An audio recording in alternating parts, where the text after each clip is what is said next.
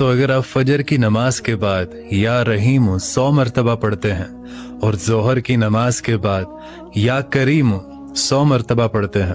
और असर की नमाज के बाद अगर आप या रज़्ज़ाक़ 100 मरतबा पढ़ते हैं और मगरिब की नमाज के बाद आप सूरह फातिहा 40 मरतबा पढ़ते हैं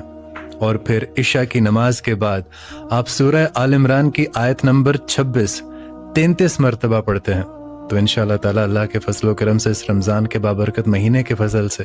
अल्लाह पाक आपके रिस्क में बरकत अता फरमाएगा, आपके घर में खैर व आफियत फरमाएगा। और इसको मामूल बना लीजिए और इस वीडियो को ज़्यादा से ज़्यादा शेयर कर दीजिएगा ताकि बाकी लोग भी इससे फ़ायदा उठा सकें। जज़ाकल्लाह। तो अगर आप फजर की नमाज के बाद या रहीम 100 मरतबा पढ़ते हैं और जोहर की नमाज के बाद या करीम 100 मरतबा पढ़ते हैं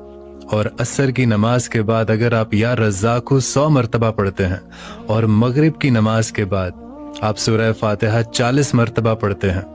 और फिर इशा की नमाज के बाद आप सूरह आल इमरान की आयत नंबर 26 33 मरतबा पढ़ते हैं तो इंशाअल्लाह ताला अल्लाह के फजल व करम से इस रमज़ान के बाबरकत महीने के फजल से अल्लाह पाक आपके रिस्क में बरकत अता फरमाएगा, आपके घर में खैर व आफियत फरमाएगा। और इसको मामूल बना लीजिए और इस वीडियो को ज़्यादा से ज़्यादा शेयर कर दीजिएगा ताकि बाकी लोग भी इससे फ़ायदा उठा सकें। जज़ाकल्लाह। फजर की नमाज के बाद या रहीम 100 मरतबा पढ़ते हैं और जोहर की नमाज के बाद या करीम 100 मरतबा पढ़ते हैं और असर की नमाज के बाद अगर आप या रज़्ज़ाक़ 100 मरतबा पढ़ते हैं और मगरिब की नमाज के बाद आप सूरह फातिहा 40 मरतबा पढ़ते हैं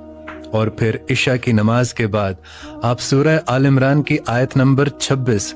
33 मरतबा पढ़ते हैं तो इंशाअल्लाह ताला अल्लाह के फजल व करम से इस रमज़ान के बाबरकत महीने के फजल से